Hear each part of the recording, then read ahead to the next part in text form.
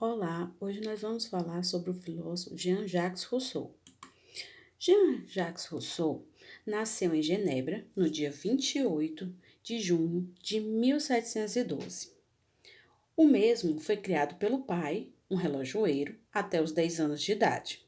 Na adolescência, estudou numa rígida escola religiosa e no final foi morar, em Paris. Começou a demonstrar grande interesse pela literatura e pela música, o qual ele fala que são as primeiras artes, né? E a principal obra política, no qual nos vai nos interessar na nossa aula de hoje, vai se basear em três obras. Entre elas, Discurso sobre a Ciência e as Artes, o qual ele fala que a corrupção do homem natural ocorre por causa do surgimento da ciência e das artes, no qual ele chama as artes primárias, que estas são geradoras de progresso. A segunda obra, Discurso sobre a Origem e os Fundamentos da Desigualdade dentre os Homens. Nesta obra, o filósofo ele vai falar da história da humanidade, que ele fala que há uma legitimação da desigualdade nas questões políticas e também nas questões econômicas entre os homens. E, consequência disso, há uma destruição da liberdade natural e fixa a prioridade questão privada, sujeitando o gênero humano a três características, de impacto que ele considera ilegítimo, que é o trabalho, a miséria e a servidão, o qual ele fala que essas características são ilegítimas e por conta que quanto mais um homem trabalha, mais ele se encontra em um estado de miséria e sempre está servindo a alguém. E a terceira obra que ele vai falar é o contrato social, ou princípios do direito político.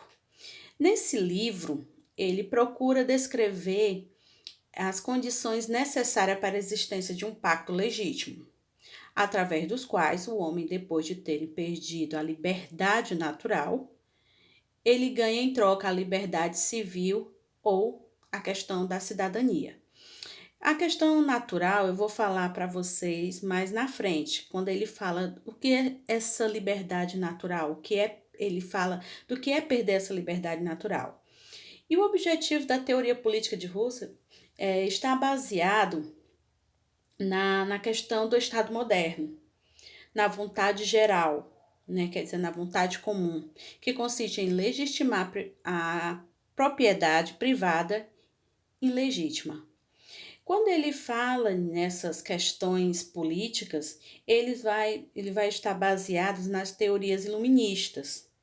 E com isso vai se opor à teoria política dos tradicionais representantes daquela época, como a gente já viu, a teoria de Hobbes e a teoria de Locke, certo?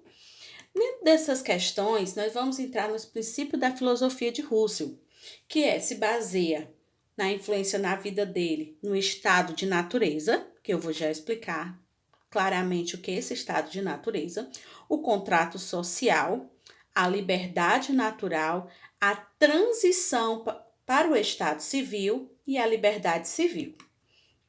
Bem, o estado de natureza, segundo o nosso autor, segundo Russell, os homens que não têm qualquer tipo de relação moral entre si não podem ser bom e nem ser mal, nem ter vício e nem ter virtude.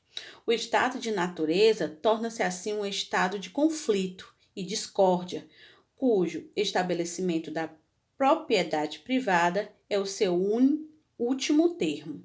Quer dizer que o homem ele está ali no estado natural, no estado, como ele considera, podemos até dizer, um estado normal.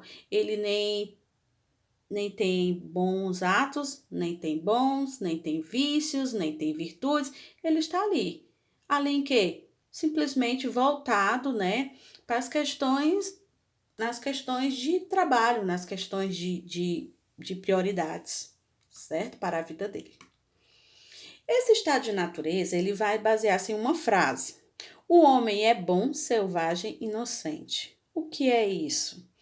Ele fala que nesse estado o homem nasce livre, pois ainda não houve uma corrupção. Ele fala que quando o homem nasce livre, mas não há detramento, né, no decorrer, o homem vai ser corrompido por as questões de corrupção. Como o homem perde a sua liberdade natural? O que é essa liberdade natural? Ele vai especificar que as ciências, elas causam progresso. E com esse progresso faz surgir as propriedades privadas, que é o acúmulo de capital, né? Que esses acúmulos, essas propriedades privadas vai gerar um acúmulo de capital, riquezas, né? Que o ser humano almeja durante a sua vida. E logo em seguida, esse acúmulo de capital vai gerar um poder, criando assim no homem, né, na sociedade, uma desigualdade política e econômica. E como existe o medo, né, das pessoas, ou até mesmo da sociedade no qual estamos inseridos, existe o medo e o temor. E por existir isso entre os proprietários de poderes dos seus bens, é instituído a força no Estado. E para ele, esse Estado, a força, não é, a questão é ilegítima. O processo de causa do Estado ilegítimo.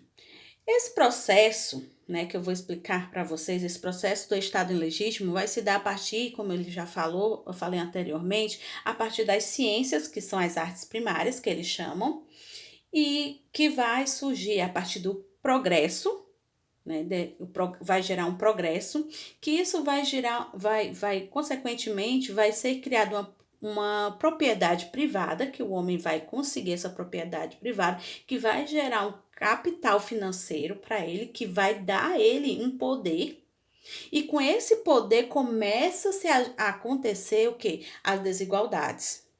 E essas desigualdades são caracterizadas politicamente e economicamente. E com isso, o Estado ilegítimo. O Estado civil ilegítimo. No contrato social, um dos seus livros, ele fala que o homem nasce livre e em toda parte encontra-se a ferro aprisionado. Como é interessante, né, essa citação colocada por Russell em seu livro do Contrato Social. Ele fala que o homem ele nasceu livre, mas ele encontra-se o quê? Aprisionado. E essa citação, ele vai falar que só é possível porque o homem em sociedade legítima, ele está subordinado. Subordinado a quê? Ao trabalho, à miséria, à escravidão e por outros homens que são mais poderosos, que têm mais condições financeiras.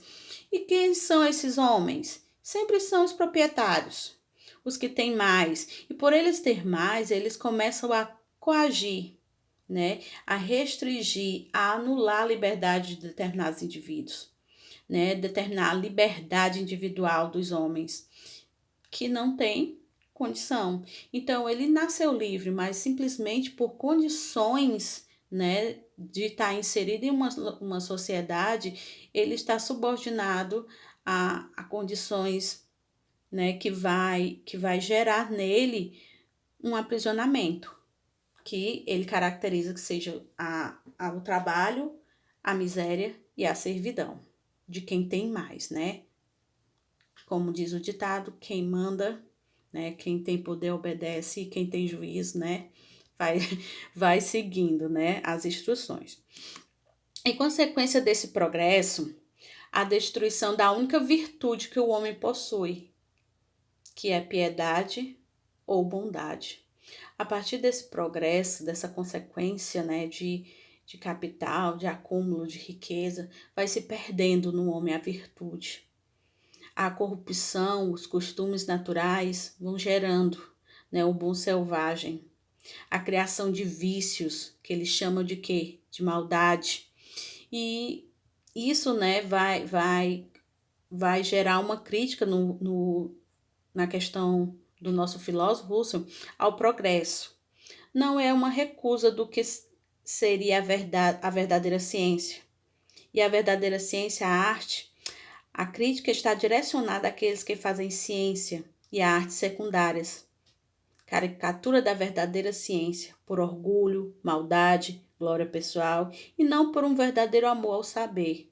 Então ele fala assim que os homens eles começam a se perder diante do progresso, né, das consequências da condição financeira e eles começam a criar uma arte secundária, né, uma ciência secundária, gerada pelo orgulho, pela maldade, né, pela glória pessoal.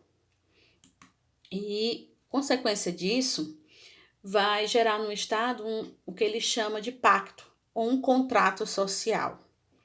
A história hipotética da humanidade culmina com a desigualdade, que ele com a garantia do direito à propriedade privada em um Estado onde as pessoas possuem poderes distintos. Como legitimar o ilegítimo? Ele fala que pelo contrato, ou como fala, pelo o pacto social, né? É legítimo as partes contrastem, os proprietários e não proprietários possuem igualdades políticas e não igualdades econômicas.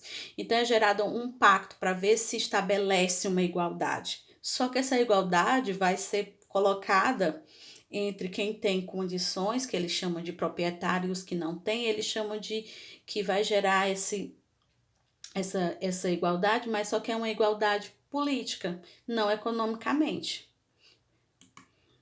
Essas características essenciais desse pacto. Primeiro, o efeito desse pacto porém, segundo Hobbes, para ele é ilegítimo. Esse pacto, por consequente, o Estado torna-se legítimo como feito de todos os indivíduos não proprietários e proprietários de terras e outros bens não perecíveis. Ele fala que com esse pacto é como se quisesse beneficiar todos, mas na prática isso não funciona. O contrato, o indivíduo que antes perder a sua liberdade natural, ganha liberdade civil ou cidadania.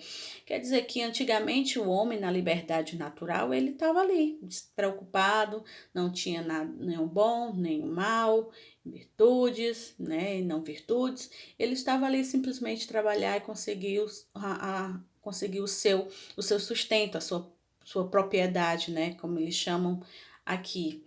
Mas isso, né, não vai garantir ao indivíduo, ele vai perder essa liberdade natural e vai ganhar uma liberdade civil, que é uma liberdade dada pelo Estado. A essência do contrato consiste na distribuição igualitária das tarefas e participação na vida política. Lembra, ele sempre está falando da vida política, não econômica. Então, dá para perceber que sempre vai existir a questão de uma balança, sempre um vai estar sempre mais acima do que o outro, né? A questão econômica não é colocada. Então, contratos só é possível devido à garantia da preservação dos bens materiais dos proprietários. Então, por isso que eu falei a questão da balança, né? A propriedade. Sempre quem tem mais vai mandar. Então, segundo o Russell, o homem nasce bom.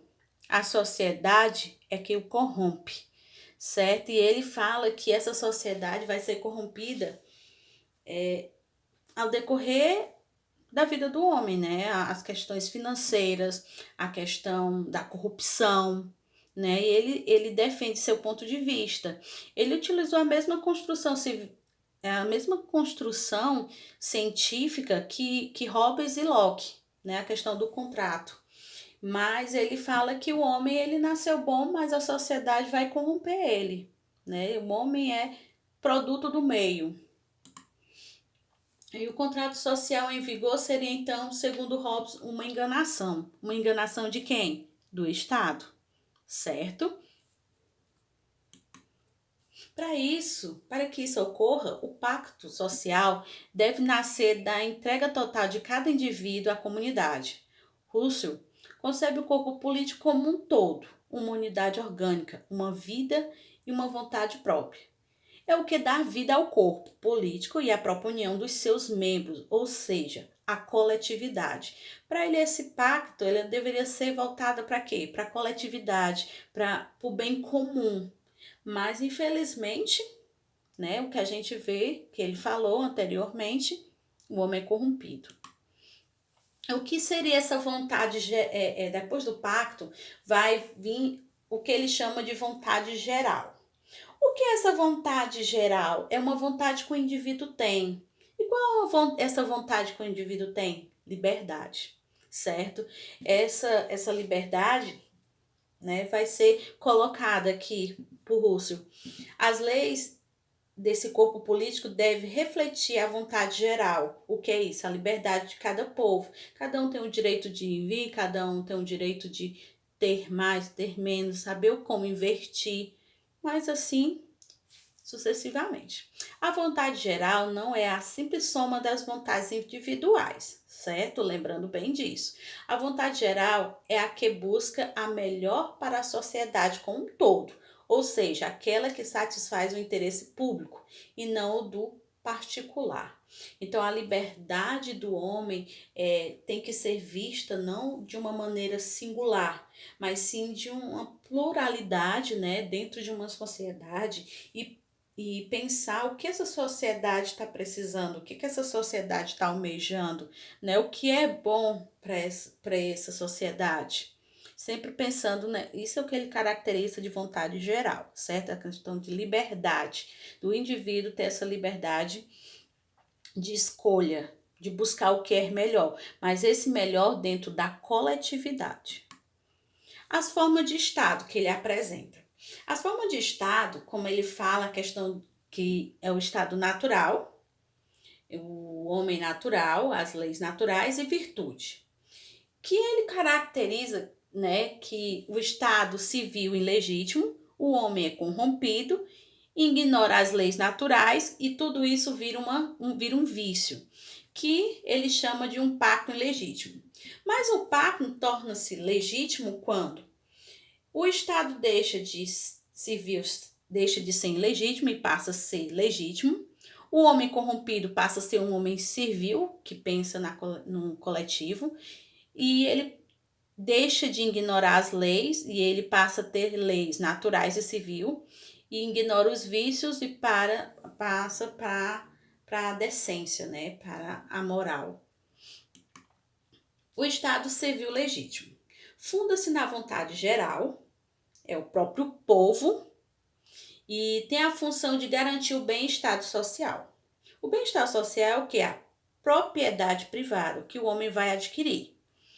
E deve possuir um governo que o represente a nível administrativo. Quais é eles? Gente, ele apresenta aqui, apresentamos três: democrático, aristocrático e monárquico. Só que para Russell, um Estado legítimo dentro do governo só acontece no aristocrático e no monárquico, não no democrático, certo? O democrático, para ele, a democracia ainda não tem vez aqui. O homem, ele ainda não tem capacidade de decidir, decidir algo que seja vantajoso para todos, certo? Ele vai sempre pensar em si mesmo. E a liberdade natural. O homem, nesse estado, considera que não tem obrigação de manter um vínculo das relações sociais, que isso vai caracterizar por ações tomadas pelo indivíduo com o objetivo de satisfazer os seus instintos, pela sua própria liberdade, que é a vontade geral, a fim de obter a satisfação das suas necessidades, certo? E sempre ele está ali em busca dessa liberdade natural, ele sempre está em busca de uma liberdade, e que essa liberdade possa satisfazer as suas necessidades. E a transição para um estado civil, a transição do homem, né? Transforma a liberdade do sujeito e que essa transformação ocorre durante um período de guerra, de todos contra todos. Ele fala que esse todos contra todos é porque sempre estamos em luta constante, né, com outro indivíduo, a questão de condições financeiras, a questão de status, que se iniciou com o estabelecimento da propriedade privada, que é a condição financeira, certo? E da ausência de instituições políticas e de regras que impedisse a exploração entre as pessoas. E a liberdade civil? Rousseau estabelece um princípio das instituições políticas, no qual a organização de um povo em relação à propriedade, aos direitos e aos deveres de cada indivíduo são estipulados na lei. Ele fala que a liberdade civil é quando aquela existe uma lei para que o homem possa seguir, certo? Ele até fala nessa lei, uma sociedade só é democrática quando ninguém for tão rico que não possa comprar alguém. Ninguém for tão pobre que tenha que se vender a alguém. Eu acho essa frase, gente, muito forte. Ele fala dessas propriedades, dos direitos e dos deveres de cada indivíduo dentro da lei. E que esse pacto, né, que ele fala, né, ele possa ser voltado dentro da questão legítima do Estado, que uma sociedade ela seja, né, democrática, quando o indivíduo ele não possa ser comprado por ninguém e ao mesmo tempo ninguém possa ser tão pobre, né, que não tenha que vender-se a alguém. Então esse é o pensamento de Russell, né, Jean-Jacques Rousseau, e que ele vem apresentar para vocês as questões de liberdade, o qual muitas vezes o homem se encontra aprisionado por um pacto social. Até a próxima. Obrigada pela vossa atenção. Até mais.